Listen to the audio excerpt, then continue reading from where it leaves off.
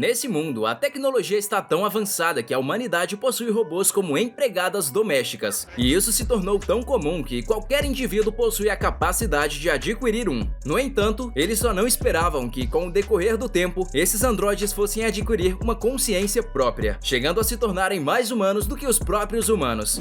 Começamos acompanhando a vida pacata de Riku Sakisaka, um jovem garoto que sofre com uma insegurança em relação aos androides, em uma sociedade que enoja a monopolização das máquinas, mas ao mesmo tempo sendo totalmente dependente delas. O único elemento que diferencia os androides dos humanos nesse ambiente é um anel que fica na cabeça das máquinas. Fora isso, elas são absurdamente idênticas aos humanos, tanto em aparência como em voz, o que dá um certo motivo pela insegurança do garoto. No colégio, enquanto observava um registro desconhecido de seu androide, Riku é interrompido por Masaki, seu melhor amigo até então, que possui uma abstinência em não confiar nas máquinas, sendo ambos personalidades opostas, já que o primeiro tem uma certa insistência em achar que as máquinas se importam com os humanos. Por outro lado, o segundo segue a lógica de que os robôs não possuem sentimentos e nem emoções, o que até então está correto. Após saírem do colégio, a dupla vai em busca de um lugar que o androide de Riku havia frequentado antes, sem receber nenhum tipo de ordem para ir até esse local, sendo esse o primeiro sinal de consciência própria, já que tal feito contraria as 3 leis da robótica. Chegando no local, a dupla se depara com uma porta de um local misterioso e ficam em dúvida sobre o que há atrás daquela porta. A curiosidade dos garotos aumenta ainda mais após um androide passar entre eles e adentrar o local. Vendo isso, ambos rapidamente adentram o local logo em seguida e se deparam com um pub,